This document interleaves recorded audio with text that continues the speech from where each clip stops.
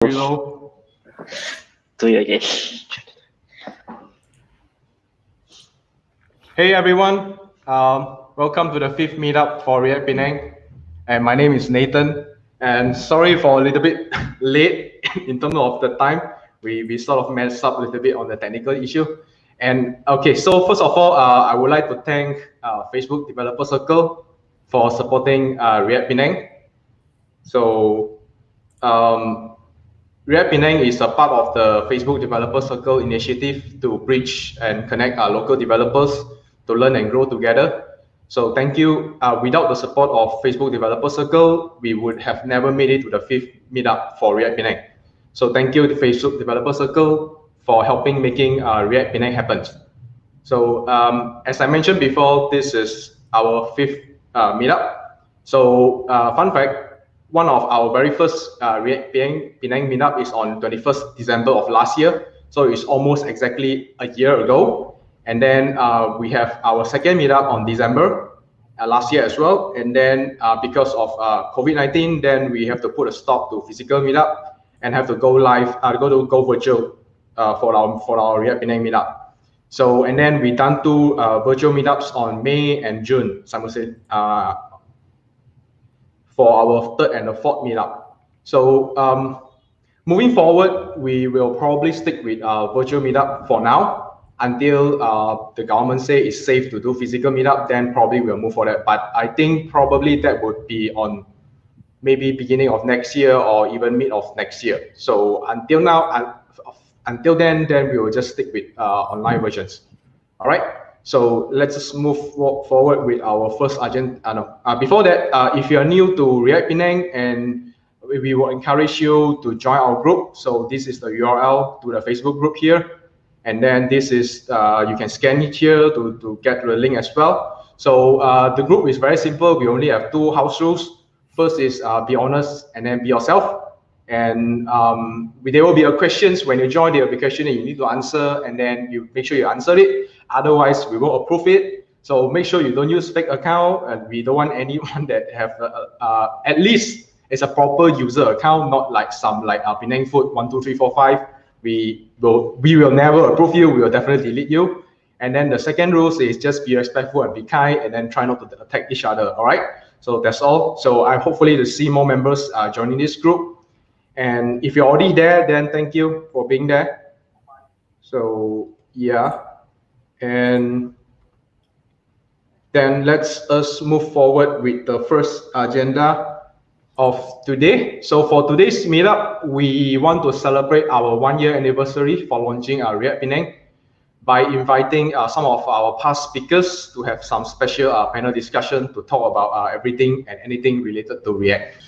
So as I was making this slide yesterday, I realized that how boring the name is for these panel discussions. So actually, sort of like ad hocing, come up with a better name. So the better name is becoming a better React developer panel discussions. All right. So this is the agenda for today. So without further ado, let us start by introduce our panelists for today's discussions. So first thing first, we only have 7 people here. We're still waiting for another one, which is, as he said, that he's going to be late for maybe a few more minutes. He will be here, but that's okay.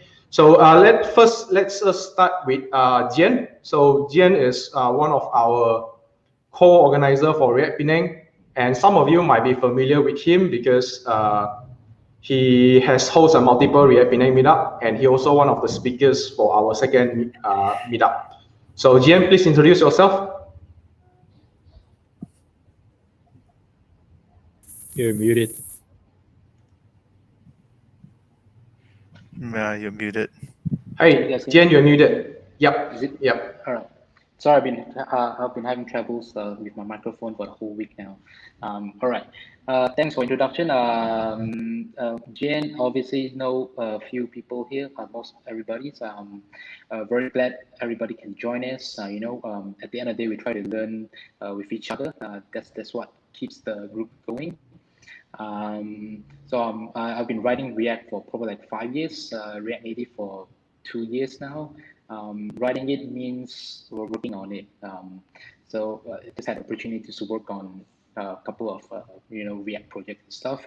So I'm with my colleague today. Xian is my partner. So we run digital agencies, and we do.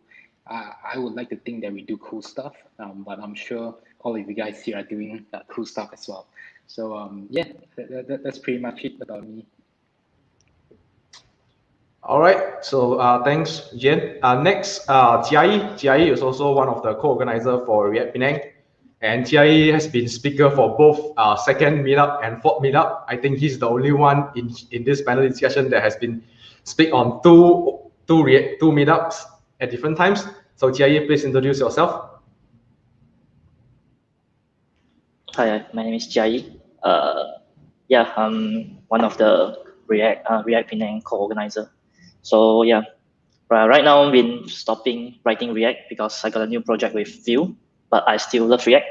So still constantly follow up with those React new features and some approach. So yeah, that's me. Okay, thanks, Jia Yi. So next, Song. Song is one of is our very first React Penang Meetup speakers, and at that time he talks about distributing your React apps as binary. So Song, maybe you can introduce yourself. Hi, I'm Song, and I'm a full stack developer. Joining. I was a speaker at the first meetup. Can't believe it's been a year, and time flies. So, and thanks for having me. Yep. All right. Thanks for being here as well, Song. So next one, Artyom. Artyom is a speaker for our second React Penang meetups, and he talked about cook your React app better. So Artyom, please introduce yourself. Yeah, my name is Artyom, not Artyom. Okay, sorry about that. So I was speaker at the second React meetup. So I'm full stack engineer. I'm not a pure ReactJS developer. I just use React as my toolset. Yeah, great technology. Yep, that's all. All right. Okay, thanks, Artyom. Next, Xian. Xian is the speaker for our first React Penang meetup, and at that time he talked about fundamental of React Redux. So Xian, can you introduce yourself? Right. Thanks, Nathan. So my name is Xian. So I'm a full stack developer. Been working with React for I think a couple of years. Don't remember exactly how many years. It's been quite a while. Been loving React, and will continue using React for foresee future. I think nothing sparked me to have to change the stacks yet. I think React's staying strong. All right. Thanks. Good to know that. Okay, thanks, Xian. So we're supposed to have another panelist, Jian Yang, but maybe some technical issue. He's still not here yet, but it's okay. So okay. Xian Yang is stuck in traffic, so he'll be joining in any moment. So just if he's in backstage, then let him in. Yeah. Yeah, I'm not seeing him. Yeah. Sure. Yeah. So it's okay. Okay, maybe we just proceed with the. So okay, to all the audience are watching. So if you have questions, please leave it in the chat box. So it doesn't matter whether you are in Facebook or in YouTube. So if you leave your question there, then we can see it from here. All right. So if you have any questions, just sorry, man. We still have another panelist that I forgot to introduce, Malcolm. So Malcolm is our third React Penang speaker. So Malcolm, please introduce yourself. Sorry about that. Hello everyone. I almost forgotten. So my name is Malcolm. So I am currently a full stack engineer, but actually I still prefer doing front end. So I love React a lot. Try other frameworks, but yeah, React still the best at the moment. So yeah, at the moment I am working at Settle. Malaysia. So we are the e-payment platform that actually allows you to pump your petrol using a mobile app. So yeah, that's all from me. Thanks. Nice. All right. Okay. Nice. Yeah, I'm keep messing up, man. Please bear with me. Okay. Lastly, I have to introduce myself. So, my name is Nathan. I will be the moderator for this panel discussions. So, I'm a freelance developer. So I think I learned about React since 2015 when it was first launched in, I think, 2.12 versions. I actually forgot about it, but so this is a predate even before Redux and even before Webpack. So this is like very ancient way of building React, and I've been building multiple React apps since then, here and there. And then of course, me myself as a full stack developer as well. So working with multiple clients. So that's all from my side. And I guess we should proceed with the panel discussions and the question as well. So to begin, I would like to talk about the upcoming React 17. All right, with a sort of tongue-in-cheek headline of no new features released. So what do you guys think of it? What do you guys think of? I mean, I'm sure that most of you are aware of what are the stuff will be included in 17. So what do you guys think of that, of this release? It's good for developers. We don't need to learn new things, right? Yeah, so, no. yeah. It's. I mean, from my side, I felt like there are a few things that is actually quite good, like gradual upgrades. So it allows you to. I haven't test this out yet, but based on what they say, it's you allow you to upgrade your old version of React without upgrading the whole app together. Then you can upgrade part of it. Of course, I haven't tested out, so I'm not really sure how does this impact is. Okay, Xian Yang just joined us. All right. So hey, sorry guys. Yep, Xian Yang, welcome. And yep. Okay. So let's cut this question for a while, and then went back to Xian Yang. Xian Yang is our fourth meetup speakers, and he talked about React with Shopify, right?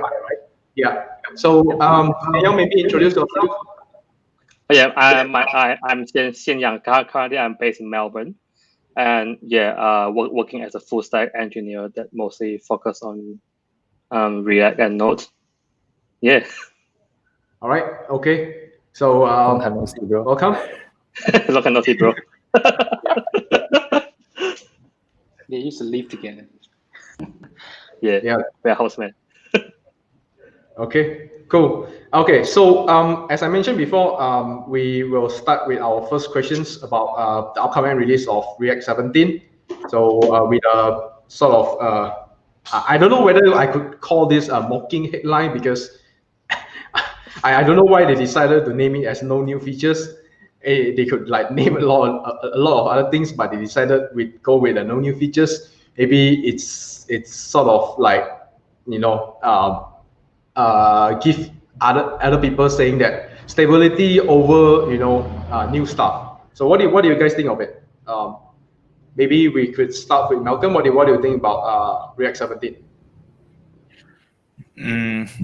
So I would say React 17 is very unexciting because there's no new features. But I am not surprised at all React do this, because React so far, it has been very thoughtful about introduce breaking change, and every time before they introduce breaking change, they always like kind of have release that kind of warn you about the upcoming breaking change. So I feel like this React 17 is actually aligned with their upgrade approach so far. Now they are making it even better, where it allows you to upgrade part of your application React version, which I think is really something that I mean, as a React developer, I really appreciate a lot. Unlike other framework, they can just like throw you stuff and React, because it was being used heavily in Facebook, and I think that's why they always like their upgrade approach is very thoughtful. I mean, especially for someone that actually developing a project that is used by user actively. Yeah, so that's my thought about it. But other than it is very nice, but yeah, nothing exciting. So fun fact, right? I remember Jia Yi talked about concurrent mode back in December on the second meetup, and they're still postponing that. It's still not in. Everyone expect that to be included in 17, but it's not there. They are the date of when they're going to include that. It's don't know. So what do you think about it, Jia Yi? Do you think they should include concurrent? Yeah. Yeah, I think I remember like I have the I think in the third meetup or second meetup I have second meetup. A second meetup for the talk about the concurrent mode. So last time was still in experiment mode, but one of the React maintainer, the Andrew Clark code that I think they already implement in Facebook, but haven't released public yet. I think is meant to some stable issue. So I think it wait until it's stable only they release of the features. So yeah. So for the React 17, like just now you mentioned about the gradual update, I think is more to focusing about the React event system handling. So I think for those big I think it's not related to me because if I re-update to 17, I think it's good for those like big company. They have some few React version in one pages. So it's like can you scroll to the one of the beach picture? I think after the this one, right? Event delegation. Yeah, this one. I think it's mean to how they treat the event. So like I think before React 17 is all focusing on the the root HTML document. So when you add the so-called function, so-called add event listener. So the React help event listener in all the documents. So now if you upgrade to React 17, it goes down to the root element. So you can have multiple root element and different React version to not interfere with each other. I think mostly this.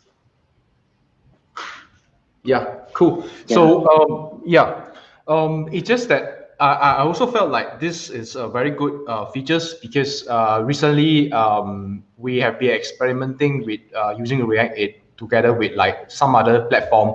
Like for example is in the previous meetup, Xian Yang talked about Shopify, and then me myself I testing out with WordPress as well. So I think this is a good thing because it won't affect with the other script that is going to load in that platform, and then it's much more clean compared to like in the previous method, whereby we might need to load all the unnecessary stuff, and then it might cause issue as well. Yeah. So anyone else have any thoughts about React 17 before I proceed further? Yeah, I think back to this event changes, I think it's good to have in the project that using multiple front-end framework. So for example, you just render a part of component in React, but maybe the other part in Vue, so that the event won't conflict with each other. So I think this is a good changes as well. Yeah, I think taking a step back, right, I felt that this release, although it doesn't have like any new updates or release, it's a good thing that they work on like stability, and I don't know how you guys feel. Like I feel that it's, I don't know, in JavaScript communities and in this world, there's a lot of updates we need to keep up, which is quite tiring. I don't know how you feel. Like I feel like every 3 months or 6 months, I have to like Google, okay, what's the sort of like trendy things that they do now, and so on. It's been hard to keep up. So it's good that they're taking a step back, working on stability, and to give us some time to breathe. Yep. I totally agree on that. In fact, I have to like admit here, I do have an app that is in React 15, I'm probably going to use this gradual update to update the app, because I was really afraid to upgrade that thing to the latest version, because it might break things that we don't even know aware of. Yeah, I do appreciate the stability that they are focusing on. Yeah, I also agree that it's mostly about stability. Yep. Or it's kind of a present for developers. Like, you will get a new version with nice number 17 for your applications that will not break anything, but maybe later it will break. So now you can relax, but later, yeah, keep touch. So also, this is a possibility for those libraries providers that depends their libraries on React to actually polish their implementation to this upcoming version 17. So this is mostly for them. Okay, 17 is coming with maybe new features. So now you have possibility to test everything, that everything is works with our changes, like they made some fixes for memo, with refs. Usually they have, during the 2 years, even 3 years of React, they have some issues with refs that they change implementations. So, Yep. Yeah, yeah, I agree with let's that, see. because so this is just my personal opinion. I think most of JavaScript libraries or frameworks sort of, or the open source one, they sort of like, they seems like try to implement something that is something new, and then end up feel like that is a bad idea, and then make changes in the next versions, then cause us all developers to like, man, we have to change again. I mean, all the time. So yeah. So it's a good thing for React 17. So So piggyback. Anyone else? Piggyback back to the questions that Xian and Nathan mentioned, well, which is the frequent updates, not essentially related to React. But I'm just wondering, like, do you guys have a practice of locking your packages? Because I work in 2 companies. One is very strict in locking them, like they don't do updates, like they don't do auto updates. For example, npm or yum, right? So they lock them. And then another side is which is totally let it free, let it auto update. Any problems, then you fix them. I just want to know, like, obviously we're all around. It's not just in Penang. So I just want to see what's the practice you guys have. Okay, I have experience. I hear my voice from someone. Okay, now not. Okay, one issue with locking, we lock something, and it comes mostly with a requirement where we develop the component library. So we have a project that use another project where we develop only the components. So with Storybook and so on. And because this common library is using by several projects, that's why to keep the stability, we need to lock versions the same as in these library versions. Because if you have one version in your library, and might be that your project where you use this library, you can upgrade for example, Redux, React, something else, and something can be broken. That's why need to keep consistency between those versions in library and in your application where you're using. What about like libraries like Lodash, or the the utilities libraries that share across multiple projects as well? So are you saying that you will lock them and then? Yeah, for example, big issue with ESLint. If something changes in ESLint in your project, for example, you update the version, it will start complain that, oh, you have issues in your library or something like this. So that's why we need to lock them.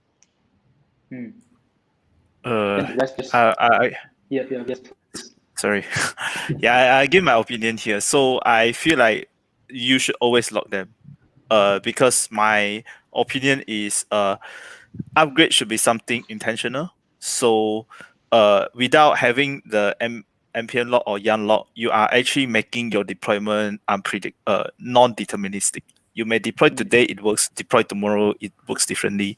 So I feel like you should definitely lock it. So, but I'm not saying you shouldn't upgrade, but it should be something that you intentional go to upgrade the version, which is very which is something I feel like too little teams doing it in a fixed period, because many times people lock it and then they'll just forget about it, which actually make your upgrade harder and harder.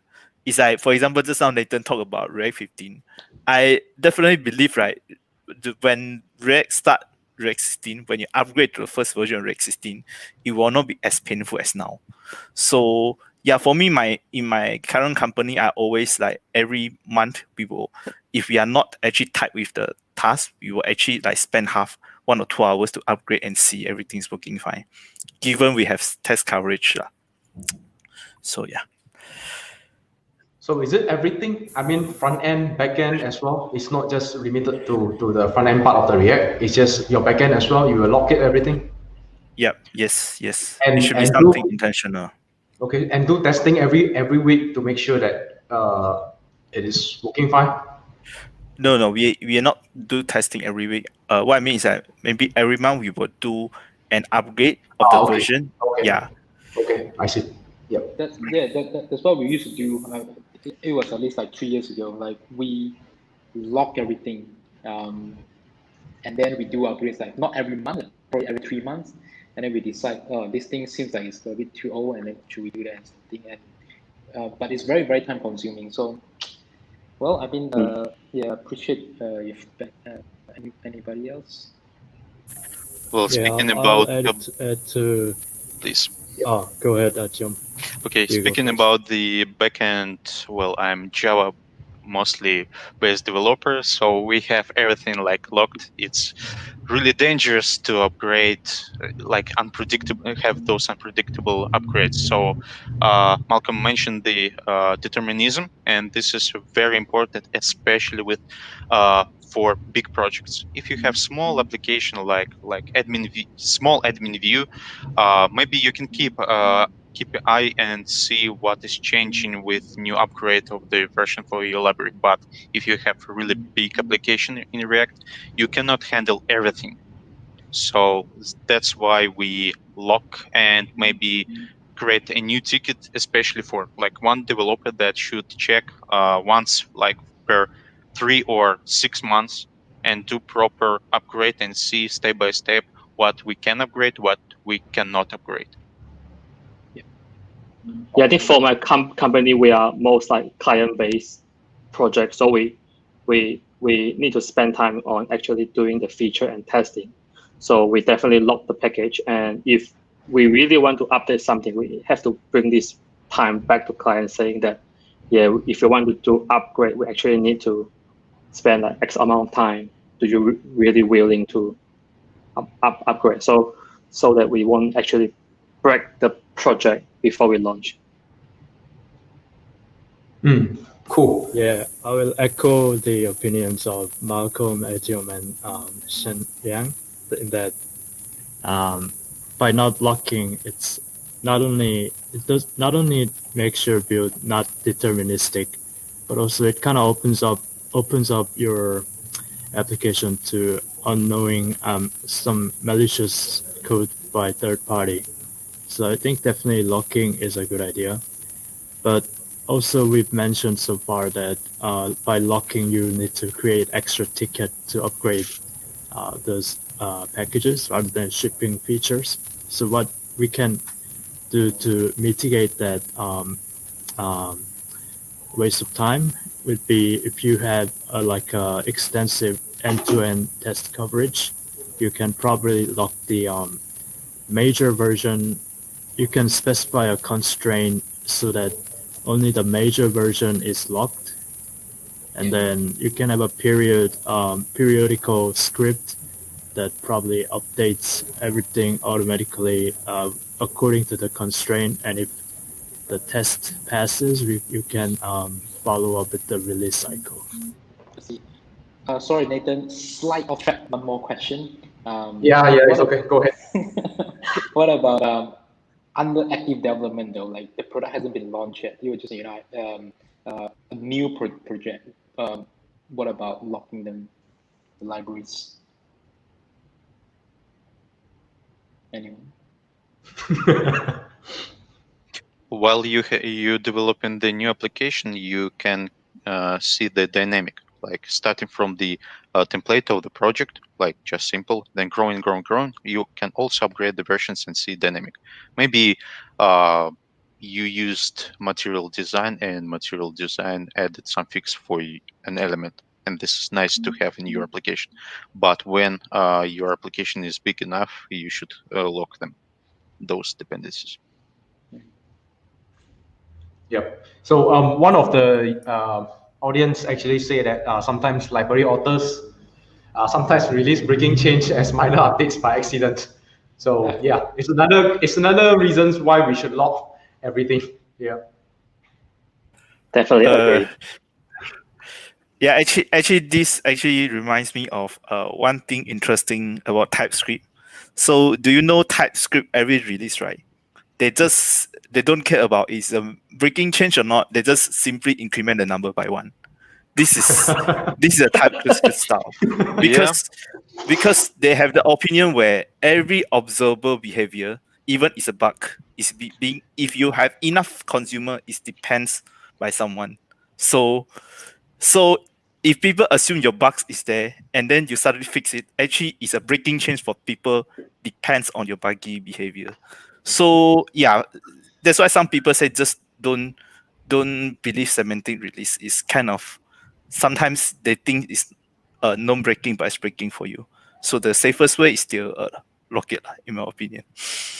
Yeah, for TypeScript, in TypeScript community, the demand of having new features is more than have stability currently, because the TypeScript community want more features, because they are like love TypeScript and want to have a lot of this syntax sugar and yeah, those nice features. So that's why Microsoft release it more often with breaking changes. Right. Okay. So speaking of TypeScript, I'm just want to like do a poll here. So who write apps in TypeScript and who don't? I was forced to. So I just started like last week. I'm very late in the party. Not every project. Right in TypeScript. So yeah, so just maybe like go through one by one. Like, why do you think TypeScript is better than in terms of in React? Why do you think TypeScript is better, and why should everyone learn TypeScript? I know I'm late to the party because I'm a as they say, an old dog. You can't teach an old dog new tricks. I'm sort of slow in adapting new technologies. So yeah, why do you guys think TypeScript is a must? Maybe start with Jia Yi. You has been silent for quite some time. I would say for me, I write TypeScript not long ago, like about a few months, because I was taking over one of a project, React project, and with TypeScript. And what I feel is that TypeScript helped me to if I want to see some like, let's say okay, I got one function that's out from my from another file, then I can see some of the from the tooltip, and then see what the function so-called argument, which type I can put into, then it can help me to remind this, and then if has something like that, I would say mostly this then other I'm not sure. Yeah. I would with that point is that obviously TypeScript has been long for how long? Like many years, right? 7 years ago, October the 1st. So it was like even before we started JavaScript. So the team that I was with, they were like, just write better JavaScript. Like, what's the problem with writing better JavaScript? I mean, the whole point of, not the whole point, but a good thing about JavaScript is very dynamic. The string, all the primitive types and non-primitive types. primitive types. So the idea was like, just write better. Like, why do you need something to constrain you? But over the years, JavaScript has been, people use it everywhere. Mobile apps, backend, whatever, right? Whatever, even scripting. So you can starting to see the patterns of you're starting to feel like you're a worse developer than you feel like. So I've been making so many bugs and like, what the hell is this? Like our company just recently started, probably like early this year, and like I said, I was like kind of forced into that. I don't want to be left behind. So if I have a new project big enough, I'm like, yeah, let's do TypeScript. So I just started for 1 week. I still ask Xian a lot of questions, like stupid questions. But I think I'm getting there. I think I will enjoy it. I will enjoy it. Coming from similar to Artyom, coming from Java background as well. Yeah, that's my take. Yeah. I think TypeScript for me. Yeah, I started TypeScript like 2 years ago, and I forced my team to use. I forced them to use TypeScript because for me TypeScript is actually good to do testing when you don't actually have much QA in the team. You can actually prevent a lot of type error not in the runtime. So I think that's one of the reasons that I really like TypeScript. For me, as a Java developer, of course, type is everything. So, for example, if I look at the Node.js world, I cannot imagine the big enough application on Node.js without typing, with type checking. So, cannot imagine. What is okay regarding React? If you have simple application, maybe TypeScript is no reason to have. I mean, this is additional time to spend on writing those types, checking, and even if your team is not well prepared to use TypeScript, this is again more time for supporting your code. For example, if a team leader will say, okay, guys, we are starting to write our React application with TypeScript. And for example, half of your team saying, we don't know TypeScript, what to do. So they can spoil the whole application. So you need to spend a lot of time on education and so on. And also, if you don't know how to cook TypeScript in React in a nice way, you will have also hell with typing and not so good patterns of using it. So it can be dangerous, but if you have such team where everyone understands what is TypeScript, what benefits it involves, so you can have really effective way of coding. Also, if your backend is based on Node.js, also TypeScript, you can share the data typing between and backend and frontend, because usually we have this data traveling from backend to frontend, from frontend to backend. And if you have already defined those types starting from the business logic, then you have the design. It's nice to have support, and you can easily catch changes in, for example, you change something on backend ticket in type, immediately you will catch this change in frontend. Yeah. I think TypeScript definitely is a future, especially when Dino launch with TypeScript support by default. So definitely, yeah. I was trying to go to that topic anymore. I just love for one fact that TypeScript actually providing a better developer experience from me, because the integrations they have with like VS Code are just so sweet. Like example, right? Yes. You can actually define types for your API response, and then while you're using the APIs, you just get the autocomplete like just right there. It's just a heaven. Like it's just so nice. That's my, I'll say my number one reasons for jumping into it. Yeah, I agree. So as many people here said, TypeScript definitely provides a sane way of reasoning about the type. better developer experience.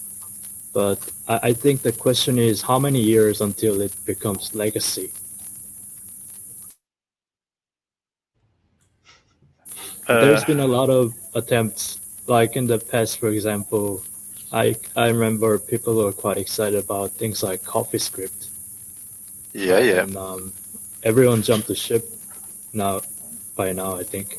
So the point I'm trying to make is maybe TypeScript's a good tool, but it still it's a tool, and I think that it's healthy to maintain a bit of a skepticism when we are evaluating a tool and not get married into it too much. You just made Nathan so happy right now. I mean, yeah. Okay, I want to share my opinion here. So first regarding Artyom mentioned about backend. So in one of my previous meetup, one of the speaker he shared about actually he makes this very efficient. So what happens is their backend they use TypeScript, and then no, actually they are not using TypeScript. They use some I think Java, but they use Swagger. So Swagger actually generate the swagger.json file, which actually tell you what are the APIs as well as the API response. And then because Swagger has actually CodeGen, they use the CodeGen to actually generate the front end type definition as well as all the API calls. So they just use their build process to grab the Swagger JSON, and then they generate API calls and copy into their front end code base, and then they just compile their front end code base. So if the backend introduce some breaking change, and then they can just through this build process, they actually already catch the breaking change. So yeah, for me, having a type interface, making things very explicit, and I think in programming it's better to be explicit than implicit. So yeah, this is about the backend stuff. And second thing I want to share about in TypeScript general. So for me, I like TypeScript, but sometimes people see TypeScript is something more than it is. For me, TypeScript is just JavaScript comments that that compiler can understand. That's the way I look at it, because yeah, we write codes. We always want to say like, hey, let's write some comment to tell people your intention. And for me, TypeScript is the way you tell people your intention about how this code should be used. Yep. So yeah, which I think is a great thing. And for me, IntelliSense is one thing, is great, but it's just like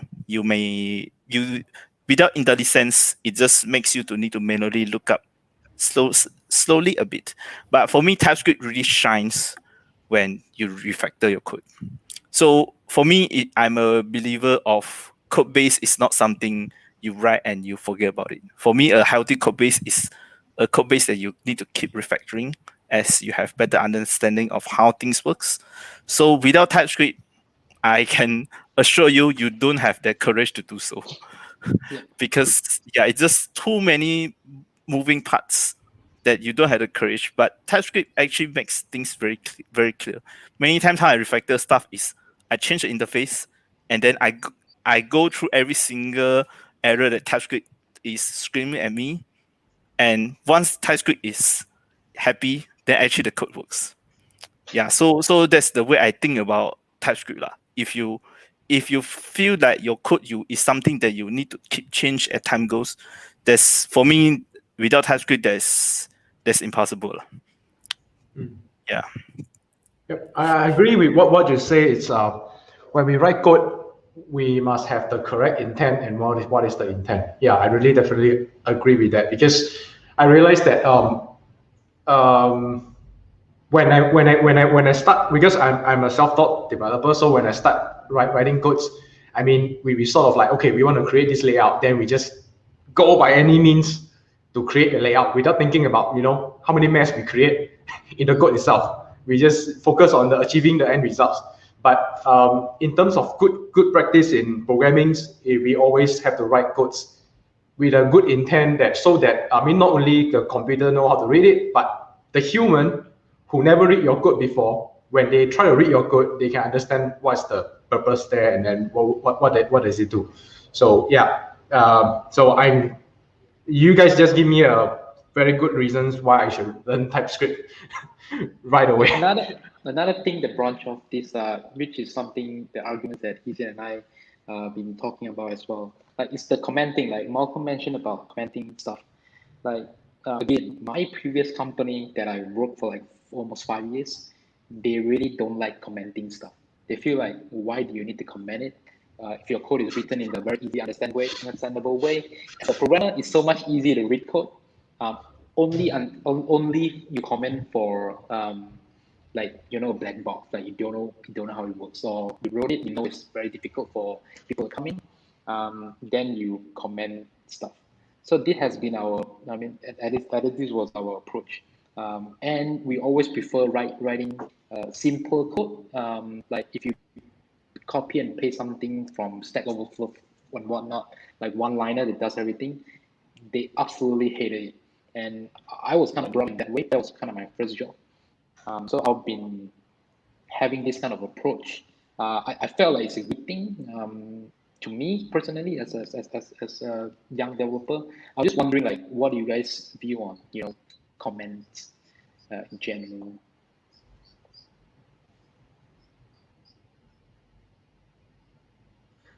Yeah, I feel that. Sorry, go. Yeah. Go ahead, Xian. You first. All right. I definitely like comment, but don't over comment. Because one time when there's a junior in my company that he really liked comment. Actually, the comment is longer than the script itself. Like writing so an I was essay. Like, nah. Yeah. And it used comment to draw the table inside the comment. That's way too much. It's remind me of the PHP project, because if you actually look at some of the open source PHP project, the comment itself could actually longer than the function itself. And then there's like, if there's 7 parameters, they list out like all those 7 parameters, what they do, and then everything else. It just make it things to, it's easy to read. It's structurized, but then, yeah, it's, yeah. Like a trade-offs. What were you saying, sir? Yep. I'm thinking, yeah, that's a great question about whether or not to comment. I think that the good way to approach it is to think about the unit of code in your project. For example, a unit of code could be a module, and if so, it's probably a good idea to comment every external APIs of that module, so that whenever somebody is gonna use that module, the developer can read what that module is about. So I would say comment external APIs of the module. Also, Nathan mentioned something about very long comments. I've also seen those in a lot of legacy projects too. I think that only place those comments are justified is if you're implementing some well-known algorithms, and then you have to explain exactly what is going on at a given step. But other than that, I think Nathan makes a great point of avoiding excessive comments. I have something to say. So regarding comments, well, following the clean architecture and clean code, it's preferable if you have such code that you read as a book. Without comments. You read and you understand everything. Like you have good naming for the functions. You have good naming for the variables. You read as a story and you understand everything. Only maybe you can put those comments where you made a decision and you actually describe why you made this decision, why it is effective. Or don't put this. I will change it later. It will never change. So another comment, or such a really important comment usually that I meet, like, don't touch this. It works, just don't touch. Another approach of commenting that I appreciate, if, for example, you create in the middleware or service in your JavaScript that has an API. Then for developers that you use your service, written service, you need to describe what it's actually doing. So maybe you need to use not comment in each line, but you need to add comment like JS doc that will generate a comment. Sorry, generate the documentation for your service and file. Okay, I also have my view on comments. So for me, I don't judge comment by how much it is compared to the code, because I feel sometimes it's really justified to have comments longer than the code. For example, yeah, like just now you guys mentioned about all the open source, they have a lot of comments. And for me, the comments is there for a good reason, because there's a lot of decision making they write that few lines of code. Why they write that few lines of code, not the otherwise. So for me, comments is not being judged by the length of it, but is what is it. So comments that talk about what is something that is bad, even though it's one line, and comments that explain why or why not, for me, are totally justified comments. So another, other than why and why not, and other things that I write comments for are known issue. Like for example, this code doesn't work in certain conditions, but so far we don't need to support those use cases. So instead of like, just pray this scenario will not happen, I will be explicit about this line of code doesn't work in this condition. So yeah, so for me, comments is totally justified. So I think many times we have a problem of over comment is people writing what they are doing. And actually, that time I read a book called Refactoring. Martin Fowler is a very old book. So it did one refactoring which actually is kind of changed the way I look at comments. So you have one line of code where people just write add this number, and then below it has a one line of code that do the operations. And he said if you have this type of one line comments, right, many times you just write a wrapper for that line, and then you call this wrapper. Because what comment, right? Many times because people write that comment because that line is kind of complex.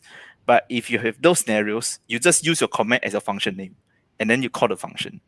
So in runtime, maybe they're slightly overhead, but it makes your code much more readable. Yeah, that's all I share. All I have about comments. Two disadvantages.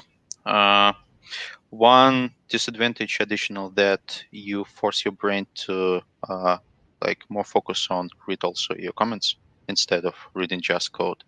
Another thing, another disadvantage is that except that you need to support your code that you wrote, you also need to support then your comments that you wrote. And there can be a case that developer changed a line, but he didn't change a comment. And you have this conflict between the code that is written and the comment that describes it, like they are not matched. So additional support for comments. These were the key things that why we practice, simple code. Like you don't do all those fancy stuff. I can't give you an example because I'll be laughed at. But yeah, that's what I pretty much agree with that. I guess I'll stick with my approach. Okay.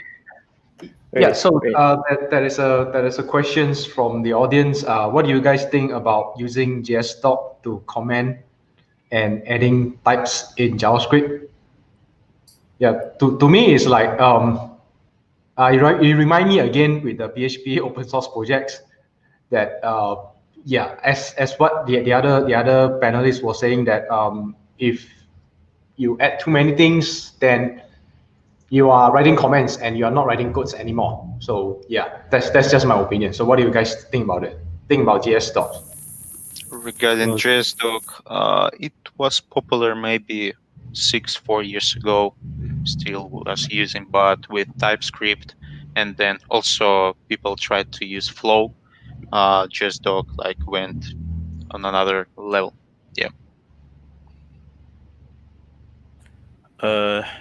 So this question, right? Actually, you look closer. It is asking use JSDoc to comment and adding types. So actually, this was one approach that I tried before, where hey, people don't like TypeScript, but they want IntelliSense. Then let me try to write JSDoc and declare all the types, and then we have all the IntelliSense.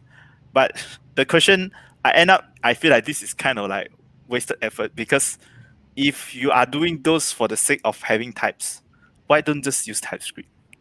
Because today our compilation Babel actually can support TypeScript already. You can write TypeScript at a file level, so just write TypeScript. Then you no need to write so many codes just to try to simulate TypeScript. Yeah, that's my answer to this question. Cool.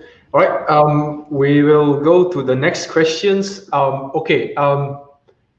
Functional component vs class component. This is so how many of you no longer use class, and how many of you still have to use both right now? So what do you think? What do you think about these two? Like should we? I mean the general terms is like we should focus on functional component and then just throw class component away, because of after the introduction of React Hook, there's really no reasons for us to continue to use class components. But then again, there are some legacy projects that which is written in class component, then we have to maintain that as well. So what do you guys think about this? I never liked class components anyways, but like as a React, we were forced to use it. Pretty much everybody does it, and you know, all the lifecycle hooks and all that. Again, it's still before React introduces it, JavaScript introduced it, obviously. So I never really liked that. But now React uses it, like they kind of force you one way, like you can only do it. Then it kind of adopted it. So now since 16.9 was it, or 16.8 something, like they said that yeah, now you use this and with hooks and all that. So it's getting much better. Like it's kind of like it suits my case more. So to answer the question, like will I dump it? I think class is very easy to understand, although it's just, you know, synthetical sugar. It's very easy for other people to understand it.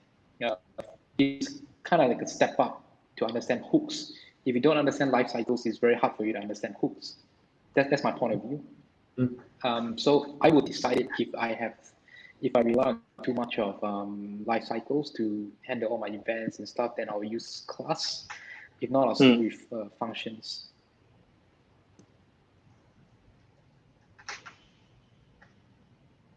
Yeah, I totally agree. I personally use both, but mostly in class, because I learned class first, and at the moment I just thinking whenever I want to use hook, I beg to use function. So when I suggest someone want to run React, I would suggest them to learn class component first, so that they understand the entire life cycle, and it will be easier for me to explain to them what hooks, how hooks work. So this is actually the follow-up questions that I want to ask. Is like, if you're going to teach a newbie, would you still teach it class and component lifecycle, or just focus on hooks? Because I seen an example. She's actually one of Jian's and Xian's staff, whereby I think like one of the example that they didn't even teach the class component and lifecycle, and then just hold hooks, and it works fine. And then I look at some of the online courses as well. They take out like one of the recent one. They actually take out the class components and component lifecycle, everything. They just focus on hook. So what do you guys think about it? If let's say that you need to train a newbie for your companies or your staff or maybe your relative or your friends, would you still go ahead teach them class first, component lifecycle, then only focus on hook, or you straight away jumps to functional components and hooks? Okay, For my, I have. yeah. Oh, sorry. Okay, I have opinions. So, if you are a mentor and you just have like new green developer, this junior developer should learn React with starting from the class components, and because he should know the React lifecycle really well, like to use. Yeah, then you as a mentor can show hooks, and your student will be like, wow, why you didn't show me this before? Like, it's so amazing thing. So now he is able to compare those two words. But using the functional components, lifecycle never didn't went away. So that's why your developer should know the React lifecycle really, really well. But I don't know if you are teaching your students like that were written before in Angular.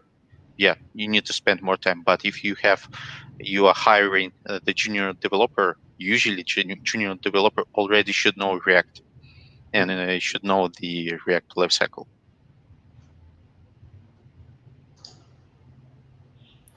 Can I just add like one fact that functional versus like class, right? There's still one reasons for using class component is that if you are exposing your class methods to the reference, I think it's still a good thing for you to write it in the class components. Because with function components, you can do it. It just, I don't like that the API that much to expose. Let's say you have a function component and want to expose the function inside that to your caller that's using it. Is, to me, it's just not that nice comparing to class. It's not many use cases where you do such things, but there might be some.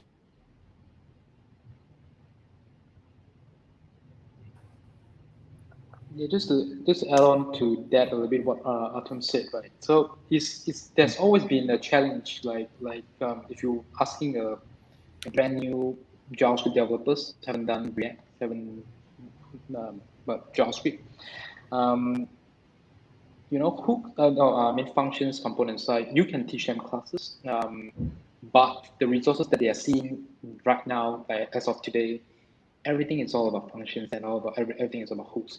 So it's very hard for them to like you kind of have to tell them that, all right, this is the real way. Now this is a shortcut way. And then you are learning a shortcut, I'm teaching you a shortcut.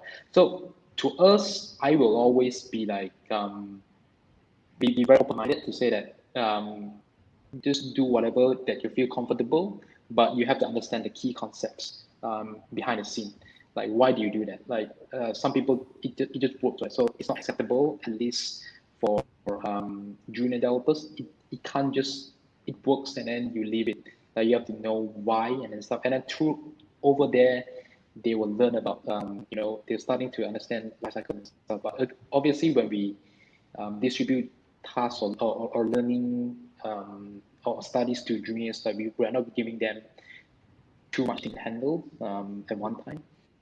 So I think for me, I will prefer them to learn the easier way, which is easier, like functional compared to class. But it's really up to them. It's all about self-learning. It's all about self-understanding. Like what we can do is just guiding. So like if I'm a teacher at one point, like I don't know, I really don't know what is the proper way. Yeah. Okay. I want to share a bit of my view on this. So first is should we teach junior class component even at all? Just don't talk about sequence first. So for me, I will teach class component only when necessary, which means if the junior is hired to maintain an existing code base with class, only I will show them. Else, I will not even mention about it. The reason being is for us, which we come through the experience of learning class then only hooks first. For us, we think that knowing class is kind of the prerequisite for you to understand hooks. But I think actually is not necessarily true. It's just the way for us to understand. It doesn't mean it's the only way for you to understand hooks.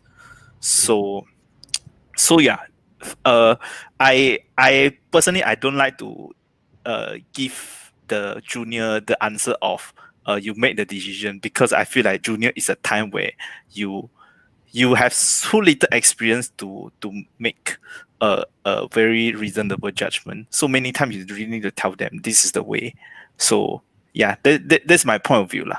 So this with a big assumption where even now I write code, right? If there is a choice to not write use class, I would just don't use it.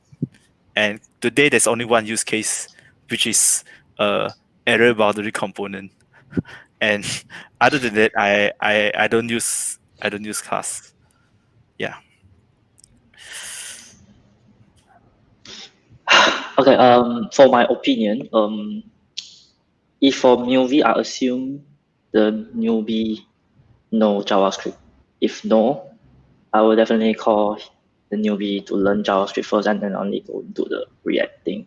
So for the sequence between class and functional, definitely I will go for functional first. And I think this is the intentional, because the React maintainer, they want to go from class because of the confusion of this thing, this dot thing, and then they go for the hooks.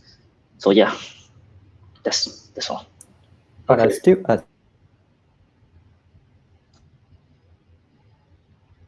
as a newbie to go into learning like functional components, traits, and understand the life cycles there. Because my way of learning is that I like to learn it like deeply and understand the mechanism behind how things works. Even until now, I don't think I've like really looked up how like use effects works under the hooks, like underneath. But if I would explain like class and teaching them like how lifecycle works in that sense, is much more easier than explaining, okay, use effect, why this works in this way, how it provides like lifecycle inside this just small function. It's just too magical, and so it's very hard to explain. Yeah, like if you have use effect and this new developer see that you need to put the empty array, like they wouldn't be able to asking, understand. why empty array? Why they wouldn't this? be able to understand. Yeah, like also, yeah, you need to explain like why you put these dependencies, why you use these effects to emulate the lifecycle methods in the same way as you used in class components. Also, your new developer maybe later on can write such a code that does, for example, 6 unnecessary re-renderings, and you are asking like why your component should be such simple that it re-renders 6 times. Then you go a bit deeply and you see problems in the React lifecycle. So this developer later should understand what you show and what you explain, why it re-renders so many times. Yep. Yeah, I think pretty much everybody said here sums up to like really depends on experience, really depends on jobs. I think there's no right way to mentor a person. When they have problems, they will fix it. Because we're not doing courses, unlike you, right? We're not doing any courses. So it's all experience is very personalized. Yeah, so and also up to the the senior developer or whatnot as well. So. All right. So in the line of functional components, what about JavaScript closure? Do you guys want to use JavaScript closure, or you shouldn't use it at all? If you can write your stuff in simple way without closures, why would you use them? I mean, your code should be really simple. Having additional closures is kind of complexity. And it forces your developers to go deeply inside this and read code carefully and so on. And let's imagine that you have in your team a closure guide that write everything in closures, and other team like see this code that what this guy is doing. So your team, or you use your closures and all your team understand it, or better to not use. Yeah. I agree. So sorry, I don't really understand. I don't really understand what is the meaning of using closure here. I think he means do you mean like write higher order component or something? In terms of like it's functional components, right? And then you have a function and a components, and then you put another functions inside that components. Or like just take an example, like you do an event handling on top to click the button. So whether you put the event handling inside that component itself, or you put it outside of the component. Very simple explanation of a closure is function is inside function. Yeah. Okay. So you guys are talking about function inside function. So no. Then I think we're talking about, obviously all of you understands what closure is. We are talking about, should we if closure obviously is very useful. Should we use it too often? What Artyom is saying that that we should not, because this is one of the. If you can write your if you can write your code in simple way, why would you use closure? Yeah. No, I agree with you very much. So maybe I'll be hated by the JavaScript community, because that's the best part. That's the best part of, not best part. That's the most unique part of JavaScript. It's a closure. Is that So if you can write it without it, like why should you? I think all of us here are full stack developers, not just full stack developers, but also multi-language developers. Like, I don't want the transitions to be too huge personally. So when I write code, I try to be like very standard. If I knew that, okay, I could do that with closure, probably like a couple more lines, then, but it would give so much problems for junior developers and stuff. I really have to understand that in the team, it's not just senior engineers. Senior engineers, when they see it, they can know it almost immediately. But for juniors, they'll be like, they make so much mistakes. So for me, I always, going back to the previous philosophy, is that always write simple stuff, simple enough for people to understand. Okay. Sorry, I will. So let me clarify a bit, because my understanding of closure is definitely different from yours. For me, closure in JavaScript term is just meaning things inside a function you have access to variables defined outside you. That is the closure simplest definition. So I'm guessing you guys means closure here means higher order component, where you have a function that returns another function, and then you kind of use the variables in the outer function. So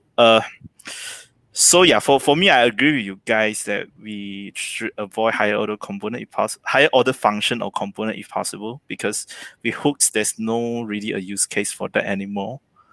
I see very little use case lah. Yeah, you're right, Malcolm. So I even didn't talk about anything regarding the React, just pure JavaScript closures, because it's just the main concept of JavaScript, especially if you are those old JavaScript developer where you met a lot of closures before. I think going back to the main discussion, I think Malcolm raises a good point about high order component not being necessary anymore. So that's good. But going back to the closure discussion, I think that Artyom and Jian makes a good point, and that I don't think we should write closure or approach any JavaScript feature in a way that I got one, I can use it. It's like you try to keep it simple as possible, and you don't get paid for using every JavaScript feature. You just get paid for writing a feature. So I think they make a good point. Yeah. All right. Okay. Thanks for the answers. So our next question is Redux or no Redux? Maybe we start with Xian. What do you think about it? You have a topic in the past talking about React Redux. If you have a chance, would you prefer no Redux or you have to use Redux anyway?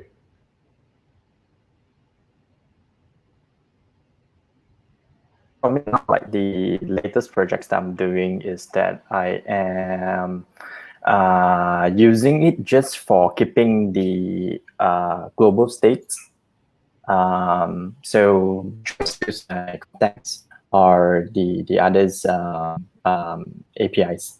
But like for me, I've been quite familiar with Redux, and it just felt natural for me to still use it for managing global states. And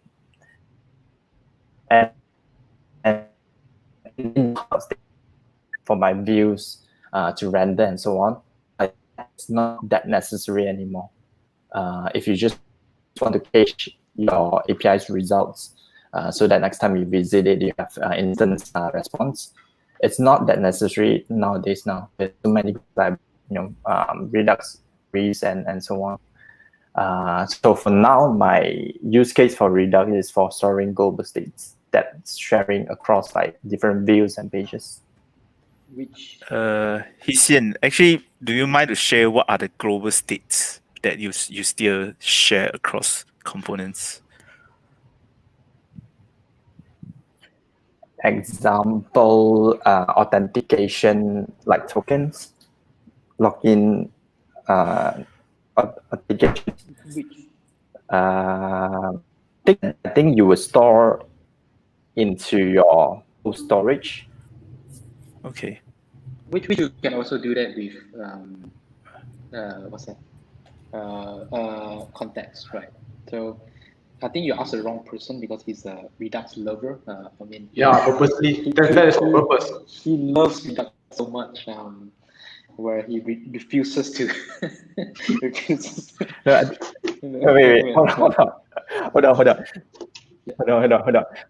Like I think, like I mean, context it would do the jobs, but like context, I just don't like the API that much. I told you. As in, it's still the same API. You have to provide. You have to wrap in a provider, and then you can you differentiate like all your how to say your different domains into different contexts. But I feel that's too much. I'd rather having everything in like one single provider, which is Redux, to provide all the states. And Redux is there. Why change if it doesn't have to? Cool. Jian, your turn. Your turn to fight back.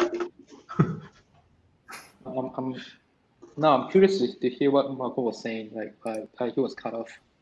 Okay.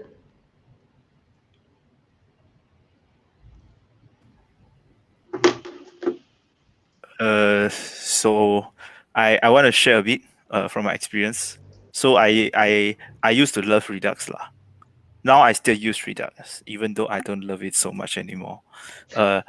Now I think I joined my current company like a few months back, and I actually started two kind of like brand new React code base, and we still use Redux, but it's only for authentication, and everything else we use React Query. Not sure you guys tried before, but once you use it, it really remove a lot of use case of Redux.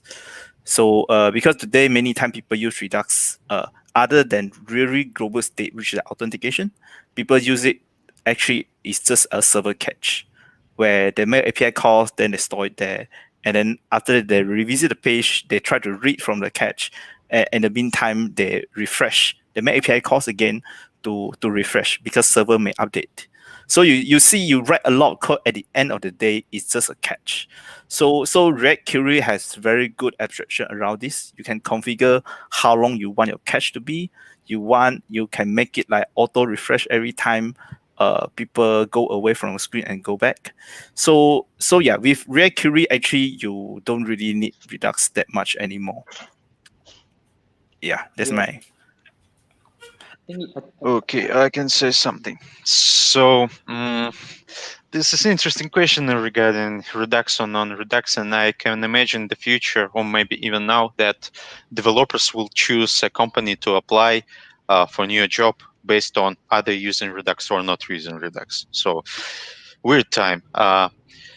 My opinion, so I like Redux. I use it, but again, this is just a tool. If you cannot use, if you can use something without Redux, like just context, yeah, please do. Just another tool, but like in our companies, in our projects, we use Redux. We use Redux Saga to handle asynchronous stuff.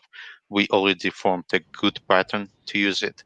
I like Redux as a tool.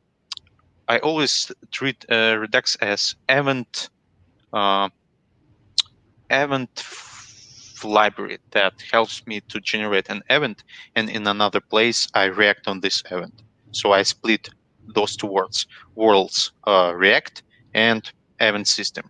I generate event in React and some middleware react on these events. So I clearly have these separate parts in my application that easy to support and maintain.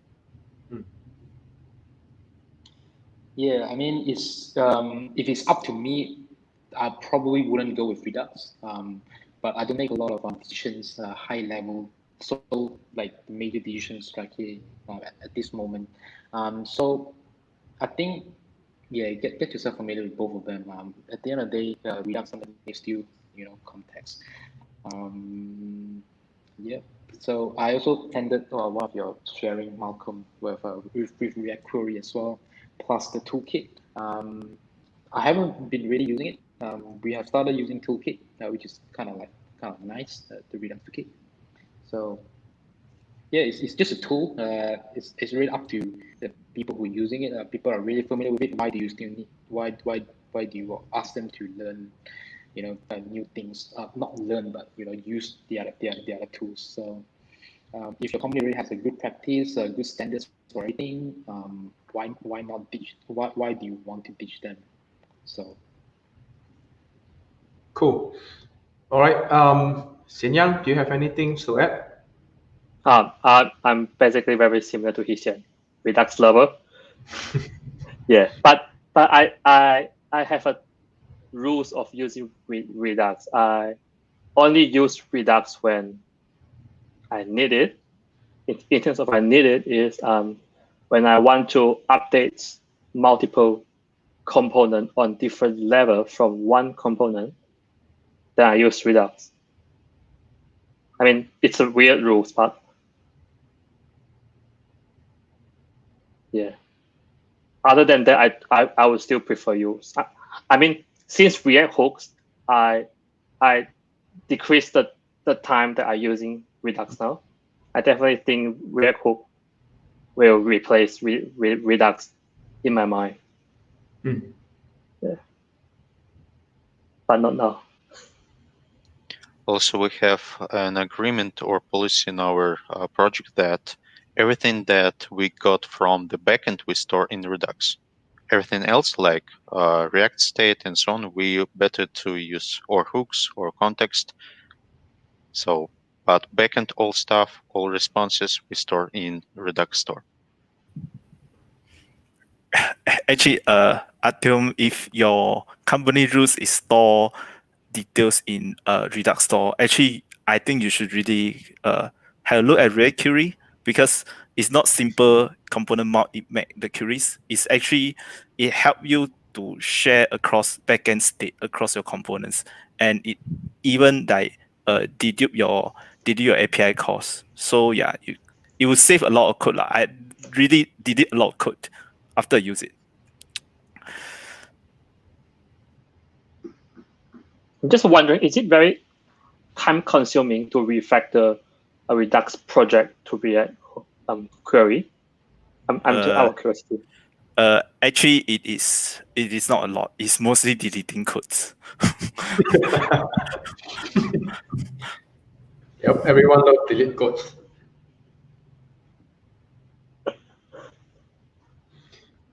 All right. Okay. So, Jia Yi, you have anything to add?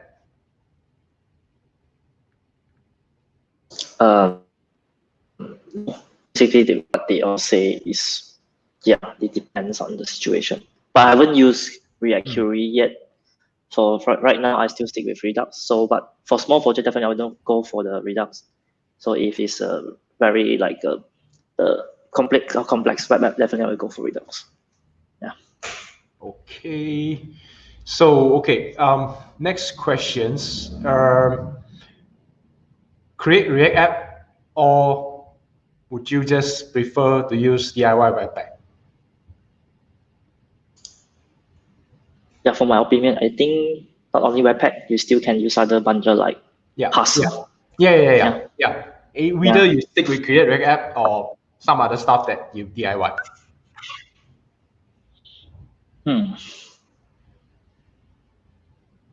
I think it depends. I would say. I like. Sorry. Yeah, please. Depends. Like for me, I stick with when I start learning React, I stick with Create React apps. But when I was like after a while, then I want to know how the underlying thing, then I would definitely go for the DIY thing, like to DIY your React application goes up. Yeah.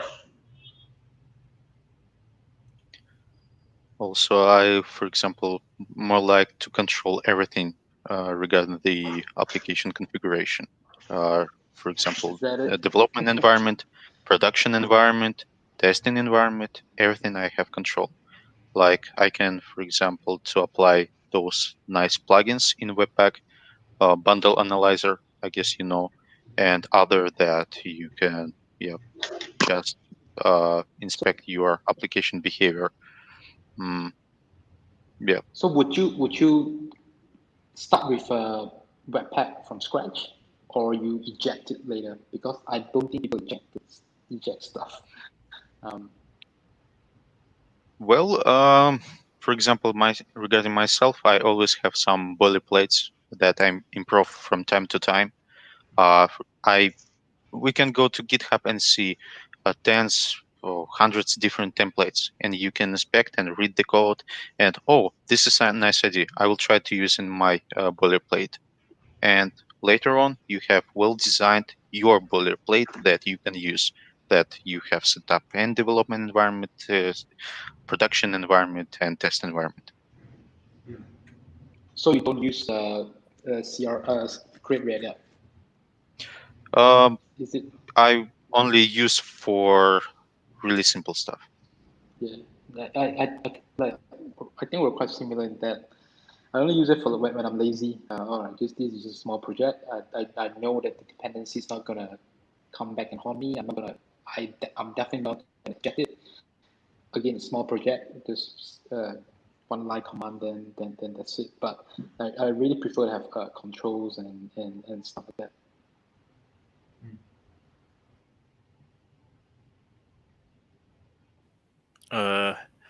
For Create React app, I always go to Create React app if possible.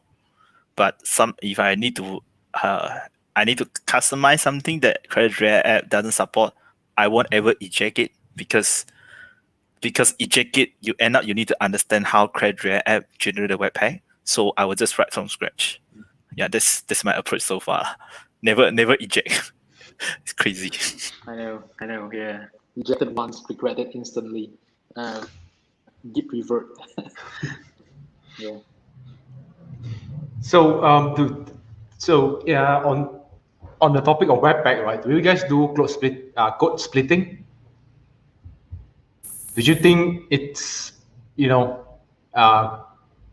there's any advantage of doing code splitting, or you just basically just stick with whatever you have? What do you mean by code splitting? Split up the code to multiple versions, like for example, by pages. So it depends because there are a lot of people that do have a practice like they split up by pages. Like each pages has a specific script for that, and then there are multiple ways of using it as well. Yeah, I mean, if there was no advantage, no one would use it. But I guess that's a popular feature now. So it makes sense. I think it makes sense for big websites with large bundle size. Really helps loading speed at some cost of setting up the code splitting.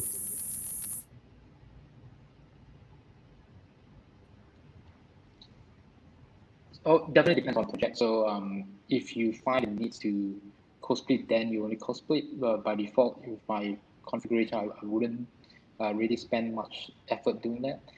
So recently I've been maintaining a project from a Next.js project. Right now I'm starting one with Next.js.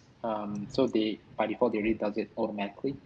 So I haven't been really code splitting for a long while. So yeah, but if you're using framework like which already does it automatically for you, then that's good. Yeah, again, it really depends on application. Then yeah. For me, I feel like code splitting is kind of things I do when I feel like it because it's so easy. It's just few lines of code.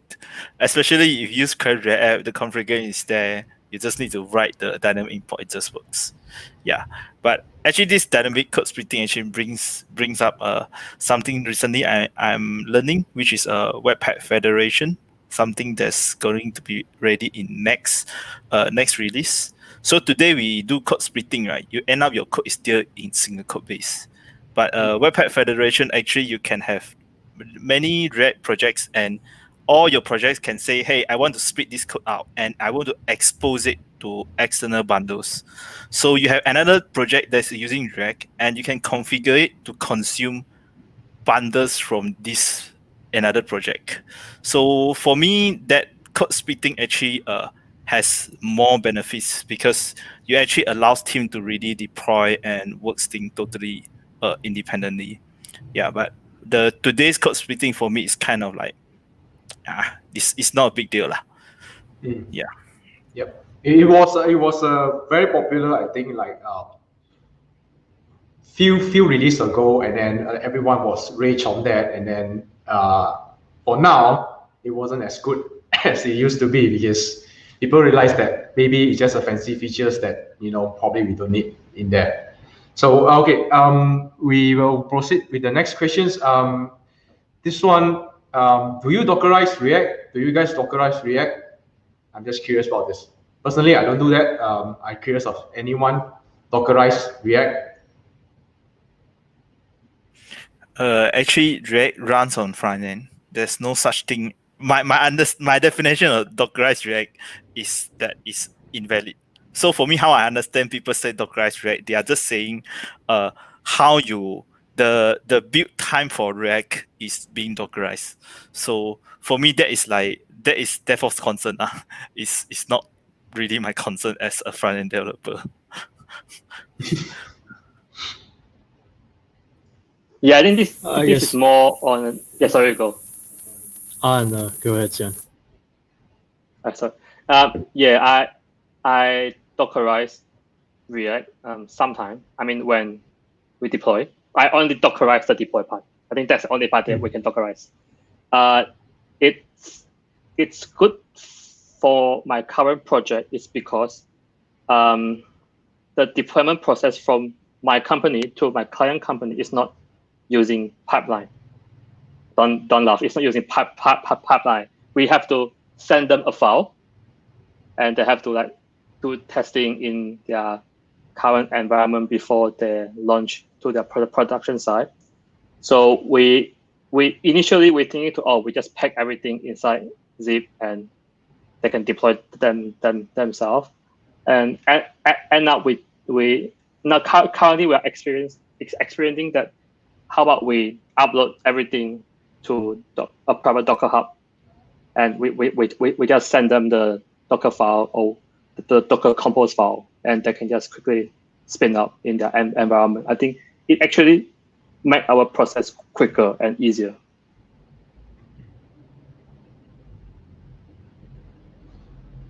Cool. Yeah, my next thing to learn is Docker. Like Jia Yi knows that I'm very weak at this kind of stuff, Docker in general. So I can't contribute too much in that conversation. Cool. Okay, so we are at the moment is 94 minutes. So any questions from the panelists that you want to, any things that you want to say before we end this these panel discussions. Anyone want to say? Yeah. I have one random question. What do you guys think about CSS in JS? It's awesome. Just my personal preference. So my experience is like I started with CSS and then converted to Sass, then realized that why do I have to write 2,000 lines of CSS when I can use Sass? And when I started to learn CSS in JS, I mean specifically style component, then I realized that, oh, okay, now you don't have to like split into multiple files. You can write everything in, one go. So yeah, that's just I just, for me, it's just basically a quicker way without have to jumping through multiple files, and that's about it. Nothing else. My answer to that question is, have you tried Tailwind?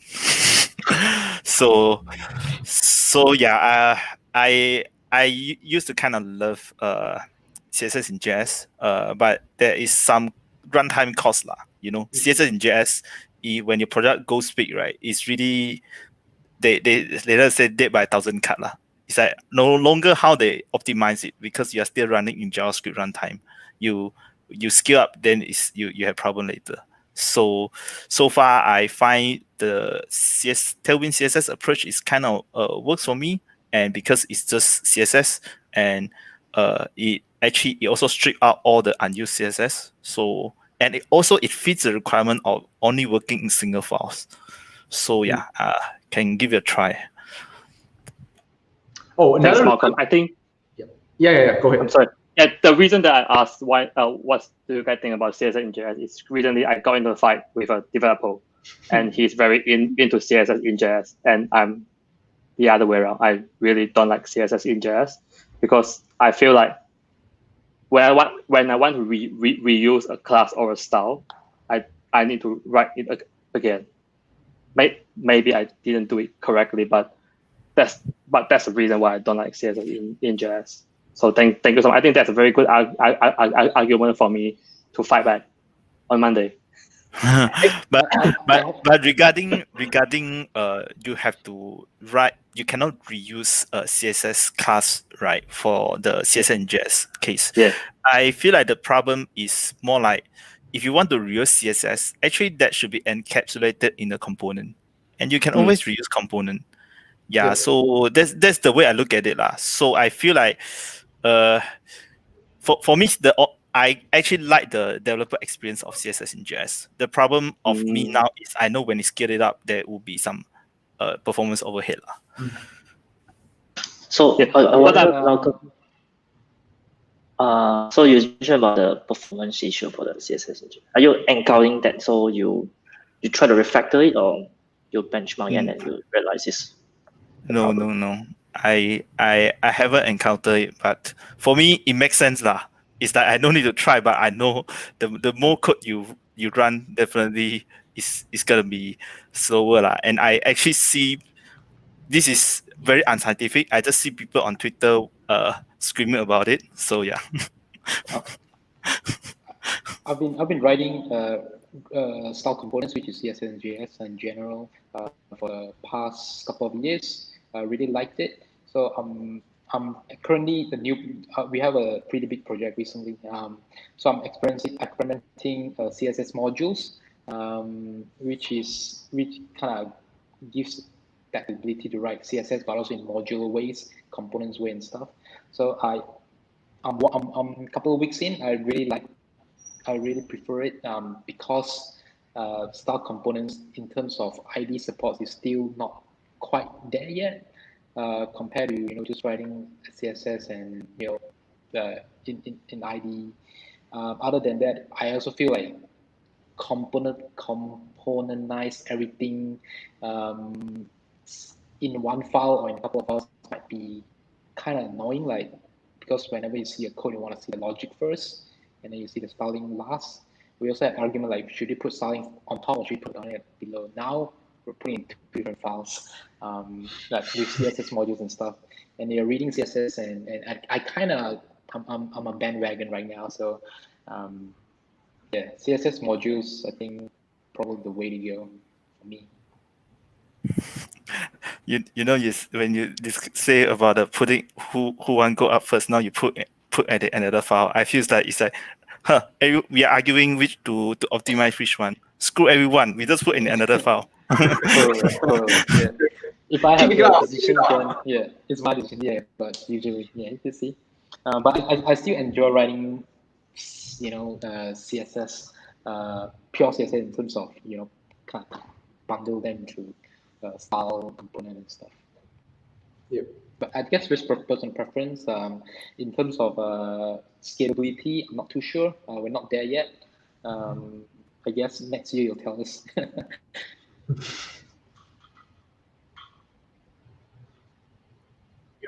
All right. Questions, different questions, TypeScript questions. Would you go for interface or types for object? Hey, I have an answer for this. So go for type. Go for type. Don't go for interface. I have very reason for you. Really? People used to do interface because there are some functionality of interface that type cannot do. For example, you cannot use class implements a type. You cannot use class implements extend. No, extend is definitely cannot. Yeah, you cannot use the interface extends another type. But today, actually, all this works. But now, which means for 90% of the things interface can do, type can do. But there are something type can do, interface cannot do. For example, you want to have literal type. For example, you want to have a type property that can be, let's say, add item or remove item string. This thing interface cannot do because interface must be an object, right? So with the understanding of type can do more stuff than interface, then instead of having to do, just use type. Then what is the use case of interface? Well, interface support declaration merging, where you can declare interface at the top and then you declare an interface at the bottom with the same name. TypeScript will help you to merge. Do you want this behavior? Most of the time when you're writing application code, this is not something you want. People use it because it is for third-party libraries that's extensible. So people can extend the type. But when you're writing application code, I don't see any reason you want that behavior. So my answer for that is use type. Totally agree with Malcolm. So interface are more flexible. Probably my vote for Xian. You're probably leaning towards the other way, is it? Or still undecided? I'm not sure. Again, I'm very new, so we'll see. Yeah, I don't even know what you guys talking about. Sure. I have a question. Yep. No, I have a question, but I forgot already. Shit. Go ahead if everybody has one. Yeah, anyone has anything want to say, want to declare? Or yeah. I mean, just to clarify, so I've been writing the other way, like interface. If I would if I would declare objects, I'll be writing interface because that, I think, like I just picked up TypeScript not too long, and I think the online resource that I found is that they use interface most of the times for declaring like objects. So I thought that's the the way to go. But good to know now. Yeah, because TypeScript was evolving now. So what was totally the only way to do it now becomes just an option.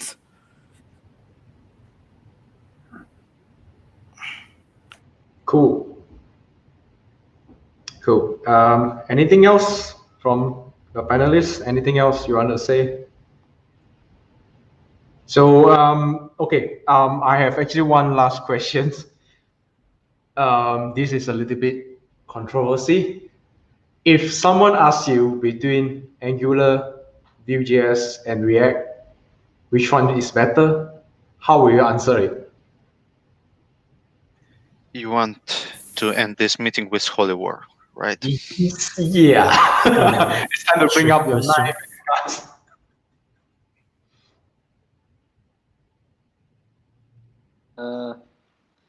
I would probably go first. I'm a React lover, but if people ask, right, just pick one, man. I don't make decisions for you, because once you get into that field, you pretty much become a hardcore person for that field, unless you absolutely hated it. I mean, I started with Backbone. Backbone died. I got move on to Angular. Didn't really like it that much. Tried Ember. Didn't really like it that much. It's all personal preference. Obviously, they have flaws, and they have advantages and disadvantages and whatnot, right? But at the end of the day, it's really up to the taste. And to me, I always view it as community.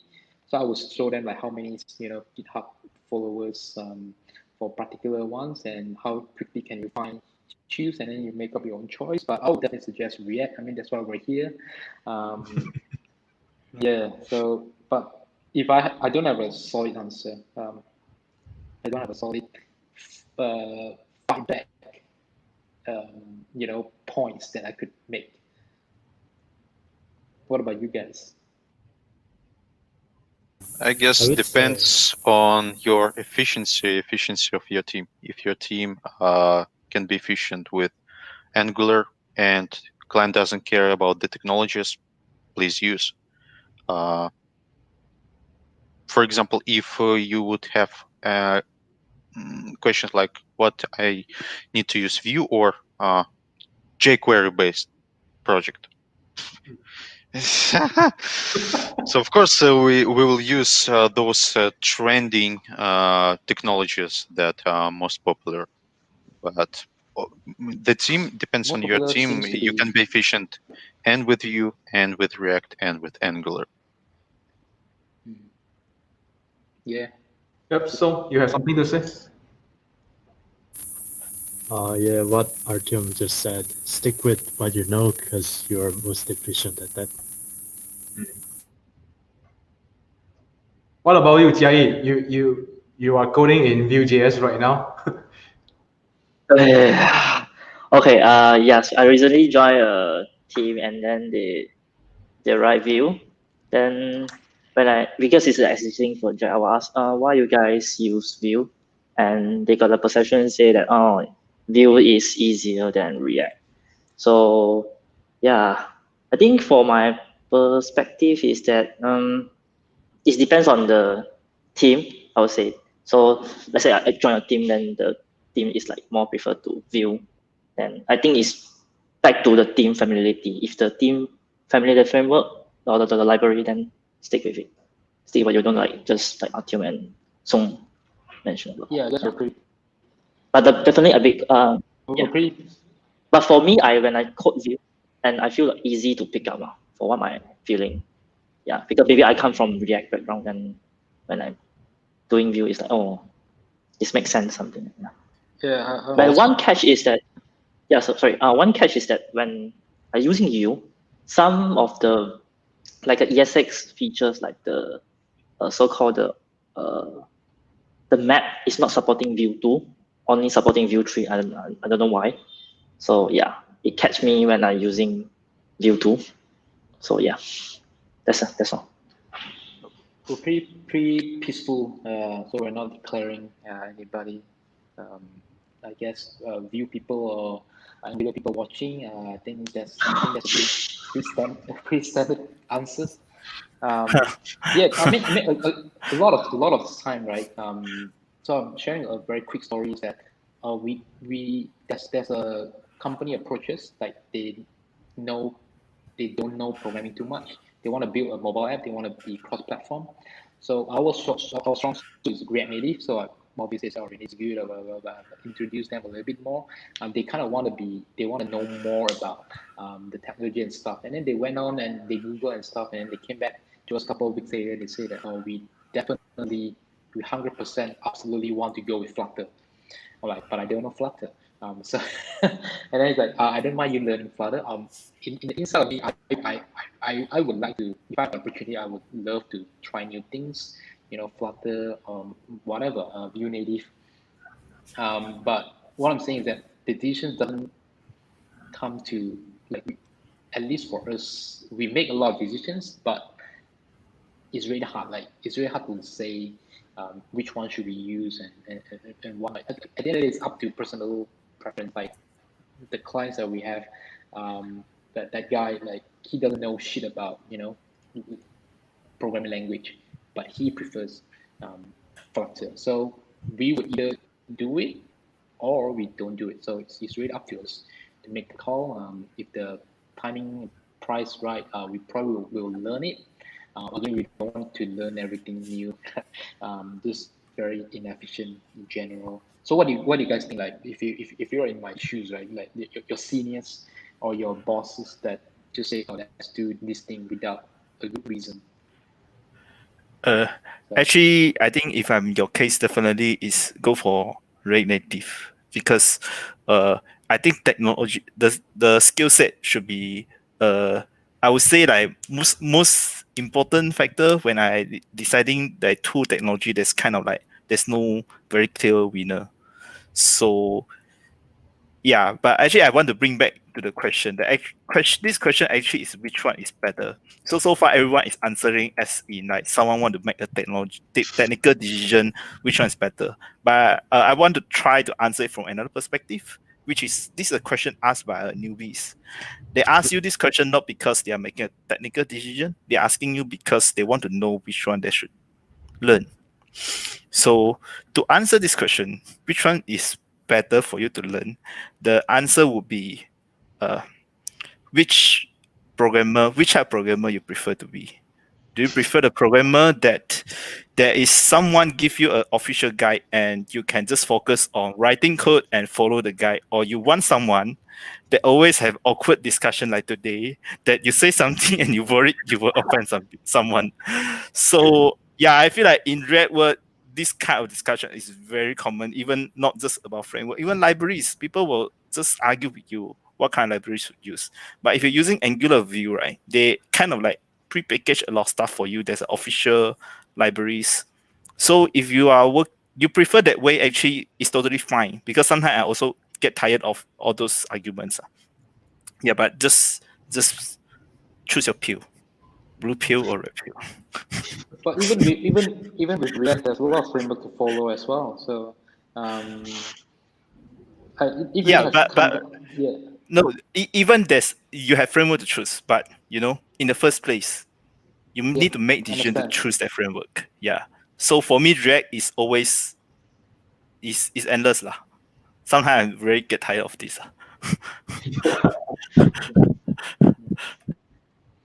I have a very similar opinion. Like, at the moment, I would suggest a newbie to learn React based on the fact that React will have more topics in Stack Overflow, more project in GitHub, and more search result in Google. But that's a decision for now. And I always suggest them, please review your decision every 3 months. And if next year Vue has more stars than React, then I think it's time to learn Vue. Flutter does have more stars than React Native. So buy a Flutter.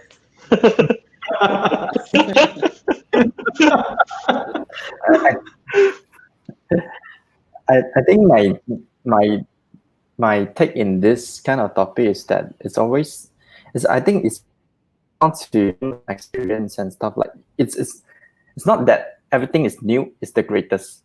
So that's not true, and so you have to really get into it to know like what you would prefer. I would say like to put it this way, is like don't simply just blindly go follow if this is the latest and that should be the greatest. All right, I guess that's all for today panel discussion. So we are almost 2 hours, and thanks everyone for being here. Before we end this, let me just bring back my slide. So as most of you knows that we have this community of React Penang, and it's just 1 year old. We are 2 days away from 1 year old. So if you are interested to host and any of the events, let us know. We can discuss about it. More details if you're interested to give a talk, let us know as well. Then we can make up something. And if you're hiring, then you can actually post in the group itself. So before I end this these sessions, my slide. Okay, I move up the slide. Sorry. Yeah. Again, if you're not in our group, please join our group. And there are only 2 house rules, and it's be honest and be yourself, and be respectful and be kind. So yeah, that's all for today's sessions. So thank you for coming, and thanks all the panelists as well for spending 2 hours together to discuss and about anything related to React. Hopefully we didn't start any war or any battle that we shouldn't start. Yep. Okay, so that's all for today. I'm ending it right now. So thank you for everyone. Yep. Just want to say a big thank you to Artyom, Malcolm, Song, and Xian Yang. I mean, we don't see each other that often compared to Jia Yi, Xian, Nathan, and I. Like we see each other today. Just really appreciate you guys spending your time with us, and I definitely learned a lot. I hope we do it some other time. Yeah, sure. Thanks for having us. Bye. Take care.